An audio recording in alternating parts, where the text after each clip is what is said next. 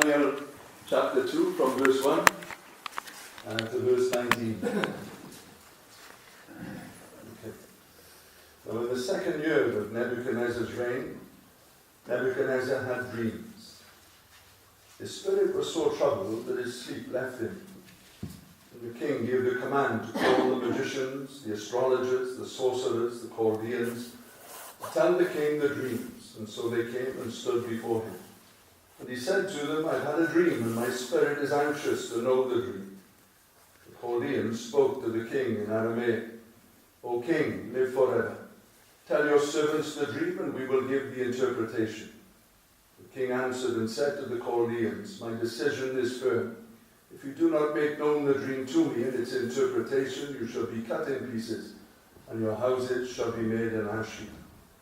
However, if you tell the dream and its interpretation, you shall receive from me gifts and rewards and great honor. Therefore tell me the dream and its interpretation, what it means.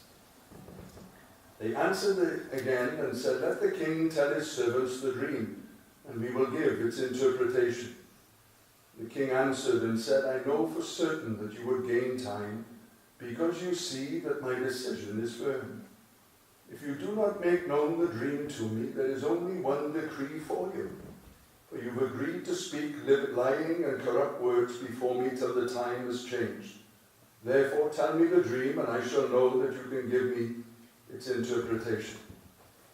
The Chaldeans answered the king and said, there is not a man on earth who can tell the king's matter. Therefore no king, lord, or ruler has ever asked such things of any magician, astrologer, or Chaldean. It is a difficult thing that the king requests. There is no other who can tell it to the king except the gods whose dwelling is not with flesh. For this reason the king was angry and very furious, and gave the command to destroy all the wise men of Babylon.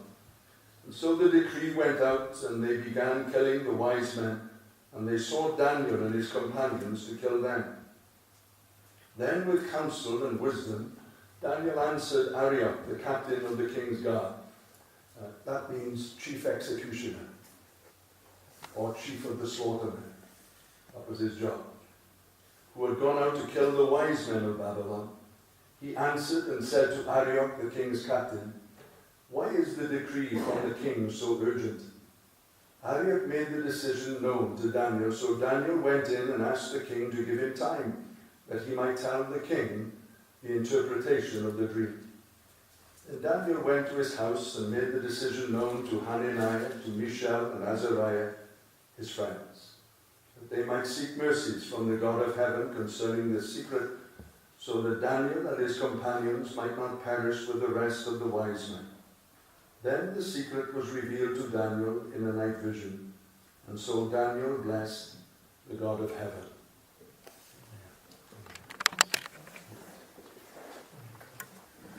Well, last week we looked at Daniel, and in chapter 1, and we read just a little phrase, Daniel purposed in his heart not to define himself. And what seems but a little decision in the whole picture of everything.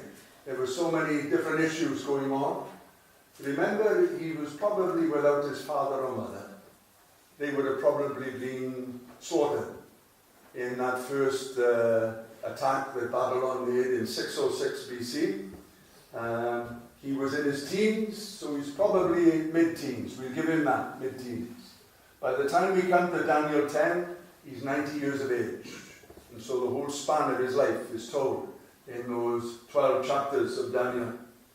About 15 years after his captivity, Ezekiel talks of Daniel, and he speaks of his righteousness in Ezekiel chapter 14. I work it out because about 9 years later, after the first attack, Nebuchadnezzar came again and plundered the city. And then years later, he plundered it again.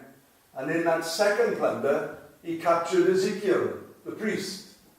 And so we're told that in a number of prophecies that he gave, around about the 6th year after his captivity, that's worked out around about 15 years. There's a block of prophecies that Ezekiel gives. And this is what he says concerning Daniel and his righteousness.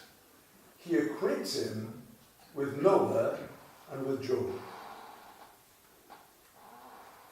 So he's in his 20s or 30, and as far as Ezekiel is concerned, as God is speaking to him, God says this: though Daniel, Noah and Job should stand before me with their righteousness would deliver only their own souls. That's how bad it was.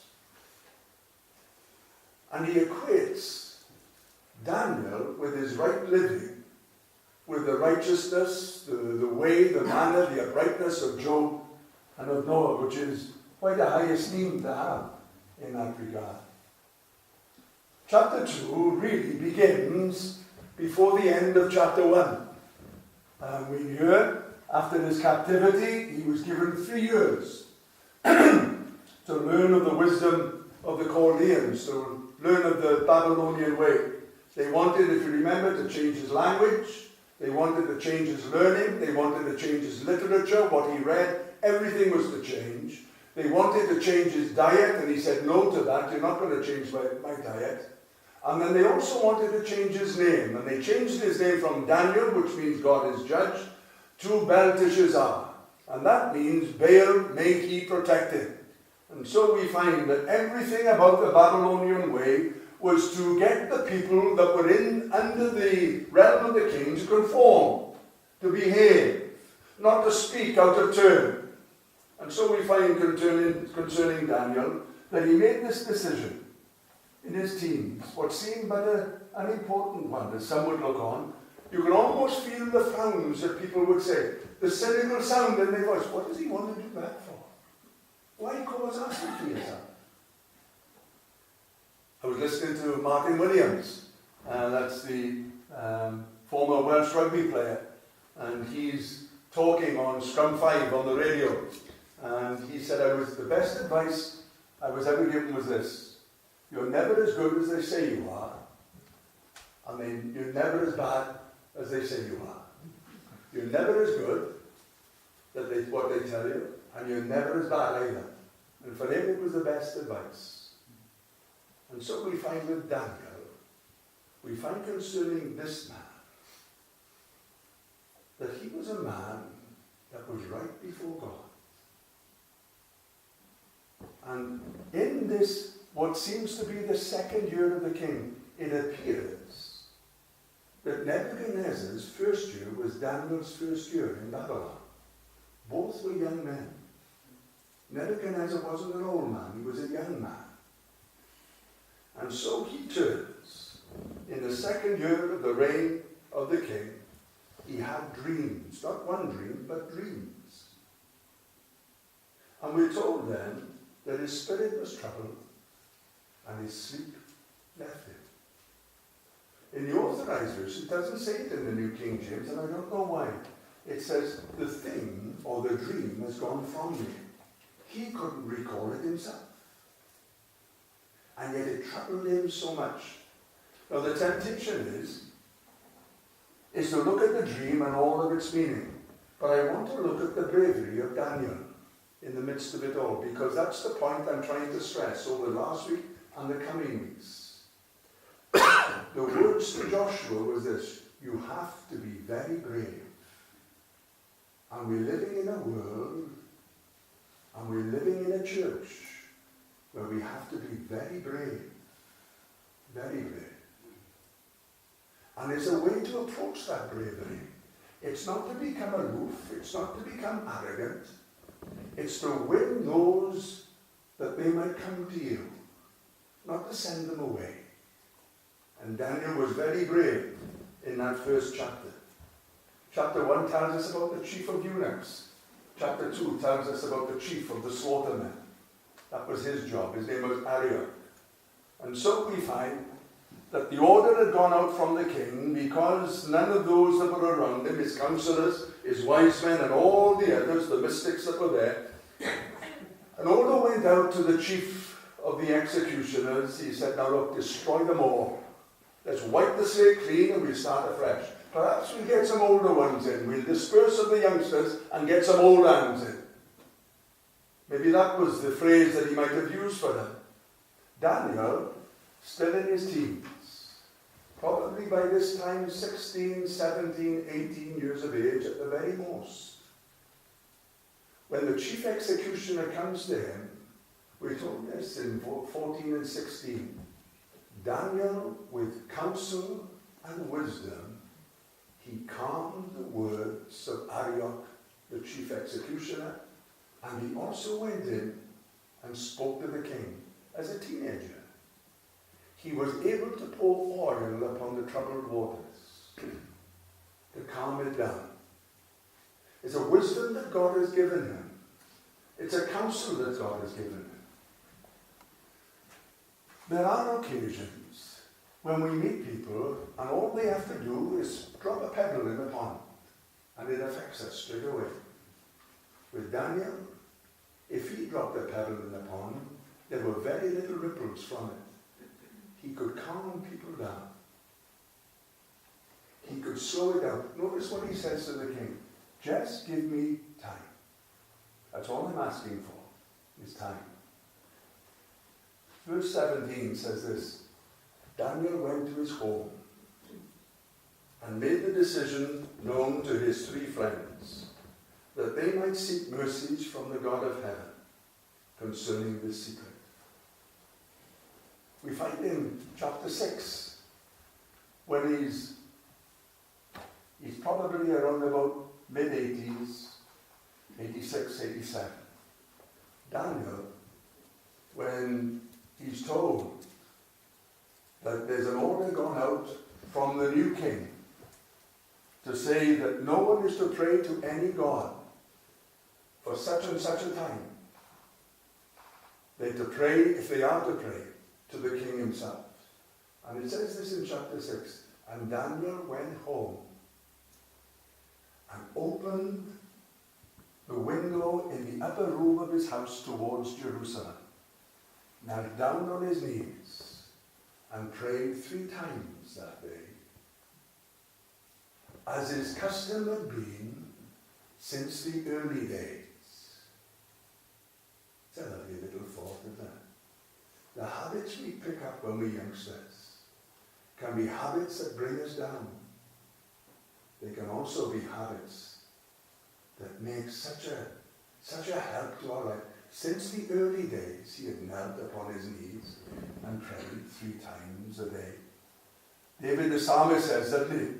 Early in the morning and at noon and at even will I pray and cry aloud. And the Lord shall hear me and deliver me.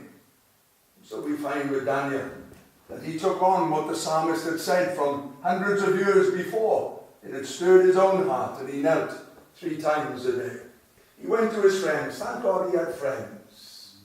In later years, he was to pray by himself. He would have outlived his peers. Like Becky Cooper has outlived her peers. All her friends now are in the grave.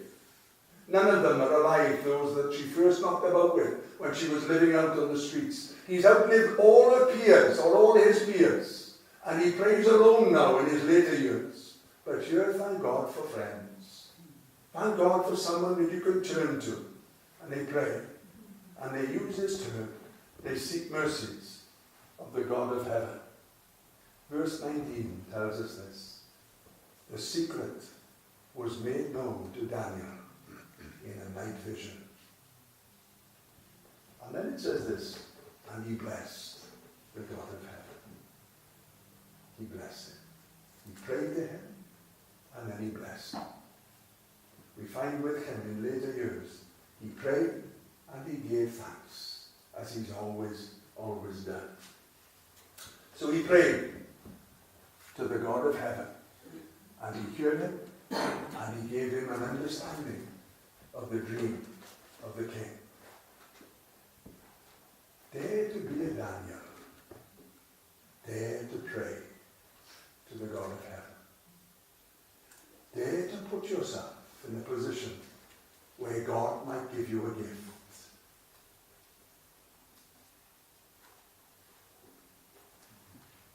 And you are to use it, not to tuck it up your sleeve. There are people here with gifts, and you've tucked them into your pocket. equipped you with gifts, and you've tucked them in the pocket. Paul, writing to Timothy, who was of a timid spirit, a lovely spirit, man, but a timid one. He wrote to Timothy, Timothy, stir up the gift that is in you. Stir it up that was given by the laying on of my hands. Stir it up, son Timothy. Stir up that gift. Dare to be a dancer. Dare to pray. Dare for you to give God an opportunity to gift you. To give you something for the blessing of others. Would you do that? When you go home to pray, will you do that today? To put yourself in a position where maybe God is seeking to use you rather than the one next to you. And so we find with Daniel that he was very brave. Paul, writing in Romans, says concerning Isaiah, Isaiah was very bold. We read concerning Daniel, at least we read into it concerning Daniel. Daniel was very bold. Very bold. By the end of chapter 1, in the 3rd year of his learning, Daniel is by now an expert. He has full understanding in visions and dreams. I had a funny dream last night. I dreamt, I don't know why, this elderly lady that was sat in front of me up in Penyrheol last night, I dreamt about her living in 1st or 2nd Avenue. She's a Penyrheol girl. And me and Judith were walking down the road, and I was telling Judith about how certain rooms in each house in Kilkenny were being refurbished. And I took her into this one house, and I went in, I said, hello, anybody here? And we went into the house. This was on East Avenue. I can remember it now in the dream. And we stood in this room, and I said, look, stand here by the wall. There's a woman in there in the toilet. When she comes out, we'll fight the living daylights out of her. So I said, stand over here. And the woman came out, and it was this lady from up in Penyrheol. And she looked at me, and you could see her knees begin to buckle. I said, don't be frightened, and we're over here. Don't be frightened, we're here to help. And she was telling me about all the refurbishment. Was that dream from the Lord? Daniel could say to me, don't be silly. Not every dream comes from the Lord. But he also knew when a dream came from God. He also knew it.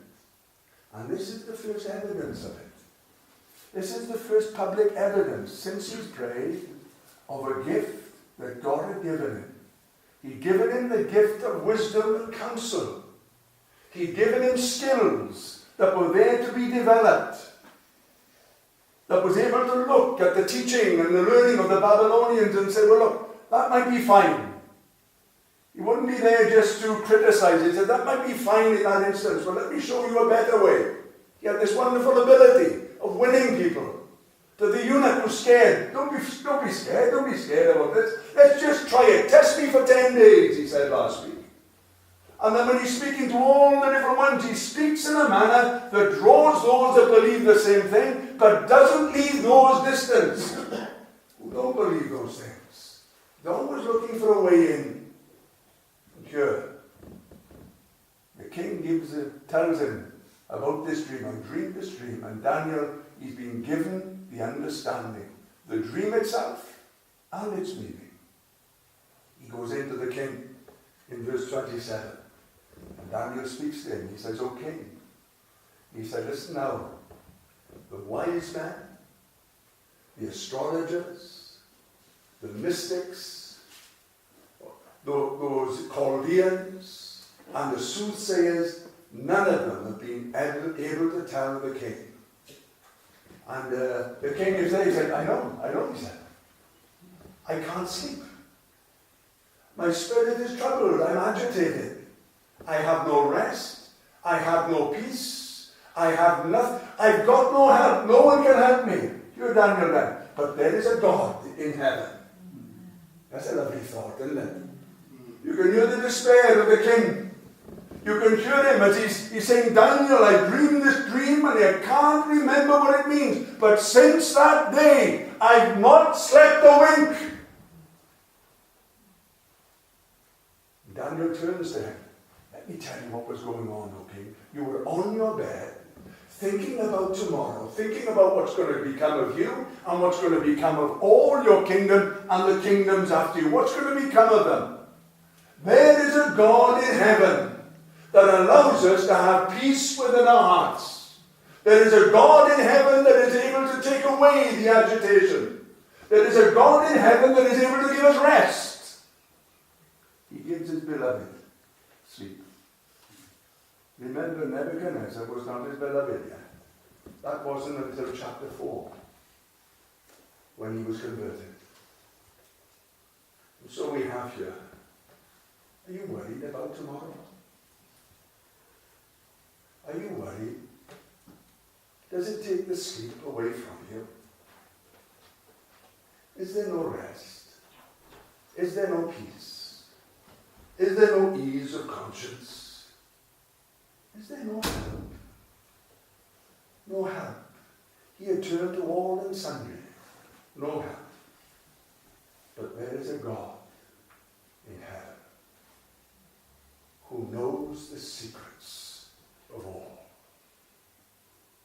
Listen to the certainty of the gift that God had given them. Verse 36 says, verse 36, this is the dream. He tells him, this is the dream. Such confidence in that gift. Verse 48, he says this, the dream is certain and the interpretation is sure. We're not going to get involved in all what it means and whatever. We're just looking at the periphery of what Daniel is telling us. The dream is certain and its interpretation is sure. There is a confidence there. This is the first time, as far as we know, the gift has ever operated. But he's so confident in it. One of the great worries that we have, where perhaps God is trying to draw us closer. I can't cope. Listen to Moses. I can't speak the language that they speak. I'm going to say something and it means something else. Jeremiah says, I'm too young, get someone older. And we have all these different things. Saul says, when he's first made king, or first approached, surely there's someone better. I come from the smallest of the tribes. So we got all the excuses under the sun.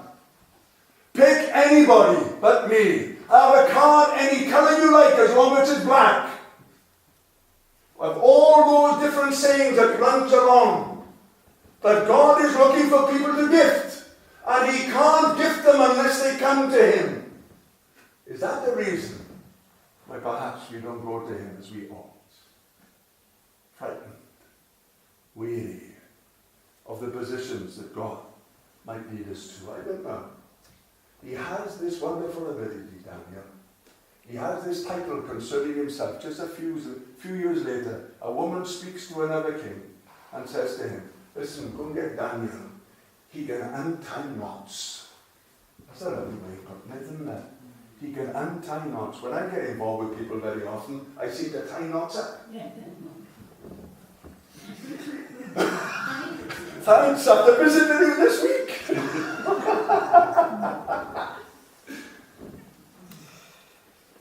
He could untie knots. He could untie knots. Let's just slow it down. Give me time. What are you going to do? Never mind about that. Just give me time. He could untie knots. The New King James put it this way, in the explanation of untying knots. He can explain enigmas. Oh. The difference it must have been when Daniel was around him. Took that term of the conversation that so often belongs to us. I don't really know. He took that out of the equation. With Daniel, he knew. The wonderful thing God had given them. He could untie knots. Verse 37 is very bold here. The God of heaven has given you a kingdom and power and strength and glory. You think you got it from your dad? Listen, God has given it to you. The God of heaven. He sought mercies of the God of heaven. He blessed the God of heaven. And he spoke to the king the first time. But the God of heaven knows the secrets of all. And here he says, listen now, it is the God of heaven that put you on that throne. It's the God of heaven that's given you your kingdom and your strength and your power and your glory. It's the God of... What does Daniel really tell us? That the Most High rules in the affairs of men. That's what he tells us. It talks about the sovereignty of God. That whilst we might feel like little puppets or minnows or whatever you want to describe yourself, God is in the heavens. And he knows each and every one of us. Each and every one here. You say, that's big enough task. He knows each and every one that has ever lived. And so we have here, the God of heaven has given you a kingdom and power and strength and glory. And he goes on to tell him, he says, listen now, your kingdom is going to come to an end. Its glory will fall. It will become chaff in the wind and just be blown away.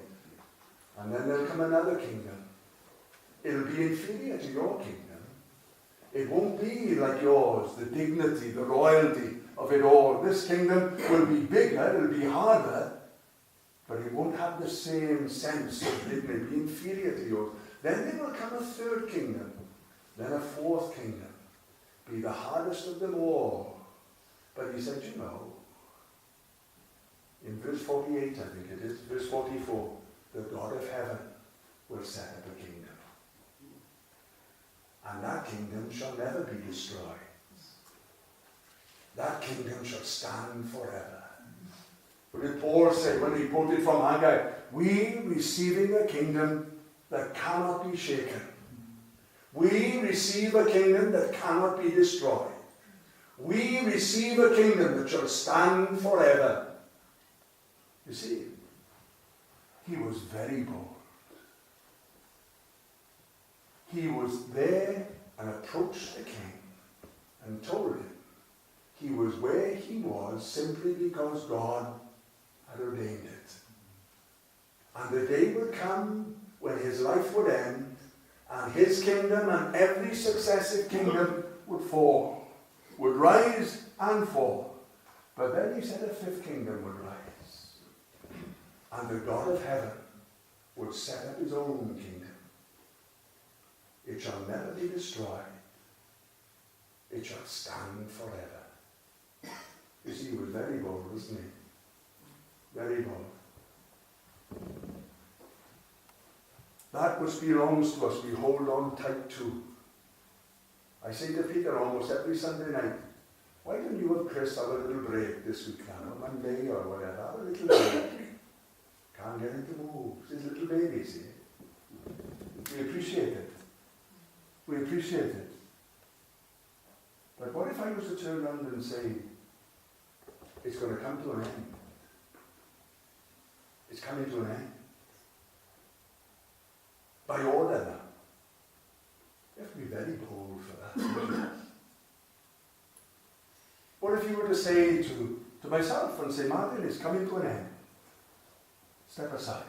Not by request, but by order. It's coming to an end. Hard to let go. Very hard to let go. But Daniel was able to speak to him and says, Nebuchadnezzar, it's going to come to an end. But remember this, there is a kingdom that will never, never be shaken. Never, never be destroyed. A kingdom that shall stand forever. Verses 34, 35, and 45 tells us how this kingdom is going to be set up. He calls it a stone cut out without hands. What does that mean? A stone without man's making.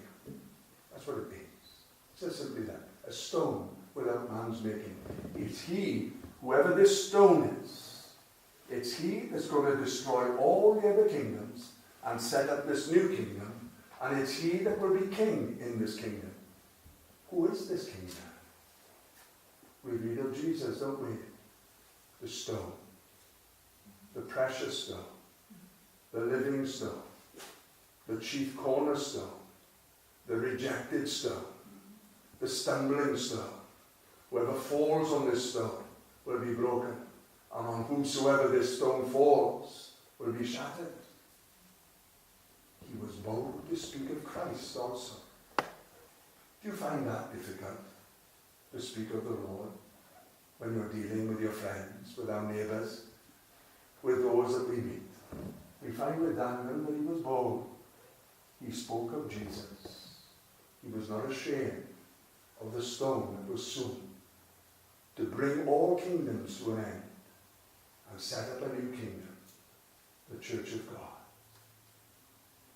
Daniel was very bold, you know. He put himself in a position where God could gift him. He put himself in a position where he could receive something from God and share it with others. And he was bold in what God had given to him.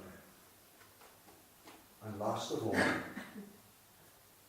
he spoke of Christ. The Spirit of Christ which was in him did testify of the sufferings and the glory of Christ himself that should come.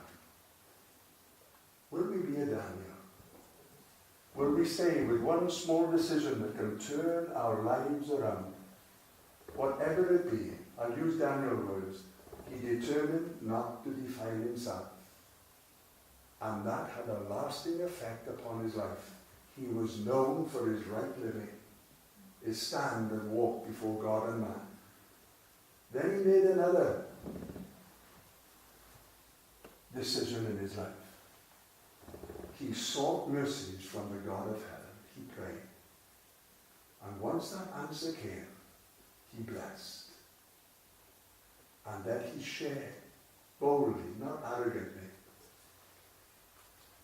boldly to win the king, to win the people around him. He shared with them the mercies of God himself.